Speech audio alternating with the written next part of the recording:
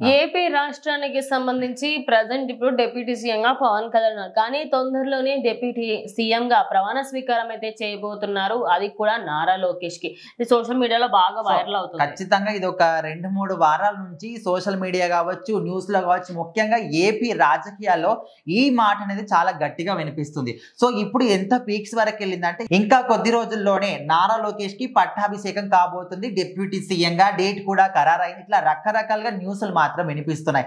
So ఎవరెన్ని న్యూస్లు చెప్పినప్పటికీ, ఎవరెన్ని మాటలు మాట్లాడినా, ఎన్ని ఫేక్ న్యూస్లు స్ప్రెడ్ చేసినప్పటికీ అక్కడ డిప్యూటీ సీఎం మాత్రం పవన్ కళ్యాణ్ ఉంటారు.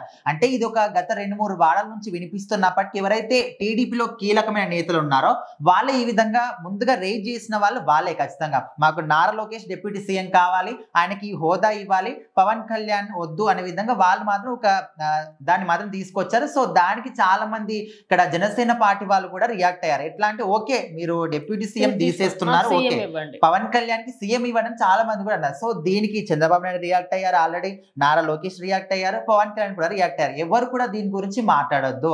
సో ఇక్కడ చంద్రబాబు నాయుడు ఏం చెప్తున్నారు, సో ఖచ్చితంగా ఇక్కడ డిప్యూటీ సీఎం మాత్రం పవన్ కళ్యాణ్ కే ఉంటుంది, ఎవరు కూడా ఇవ్వబోమని. అదేవిధంగా నారా లోకేష్ ఏమంటున్నాడు, నాకు ఎలాంటి పదవుల మీద కూడా ఆసక్తి లేదు, కాకపోతే మా నాన్నగారు ఏది చెప్పినప్పటికీ కూడా దాన్ని ఖచ్చితంగా నేను చేస్తాననే విధంగా ఆయన కూడా చెప్పడం జరిగింది. అండ్ ఇక్కడ చంద్రబాబు నాయుడు ఎవరికి సపోర్ట్ చేస్తారనే విషయం పక్కన పెడితే ఆయన ఎప్పుడో కూడా చెప్పాడు ఇంకా ఒక 15 సంవత్సరాల వరకు కూడా కూటమి మాత్రం విడిపోయే ఛాన్సే లేదని ఇక్కడ పవన్ కళ్యాణ్ కావచ్చు అందరూ కూడా చెప్తున్నారు. సో మొత్తానికి ఇప్పుడు ఎవరైతే దీని గురించి మాట్లాడుతున్నారో తొందరలోనే డిప్యూటీ సీఎం నారా లోకేష్ కాబోతున్నాడు, పట్టాభిషిక్తుడు కాబోతున్నాడు, డేట్ కరా, ఇవన్నీ కూడా ఫేక్ న్యూస్లు మాత్రమే. చాలా మంది దీని గురించి మాట్లాడుతూ ఉన్నారు. ఎవరెన్ని మాటలు మాట్లాడినప్పటికీ ఈ నిర్ణయం తీసుకోవాల్సింది పార్టీలో ఉన్న కీలక నేతలు కాదు, రాజకీయ నాయకులు కాదు, ఆల్రెడీ పోస్ట్ లో ఉన్న వాళ్ళు కూడా ఎవరు కూడా ఈ నిర్ణయం తీసుకునే అధికారం కానీ రైట్ కానీ లేవు. ఖచ్చితంగా ఈ రైట్ ఎవరికైతే ఉందంటే వాళ్ళు ఖచ్చితంగా ప్రజలు మాత్రమే.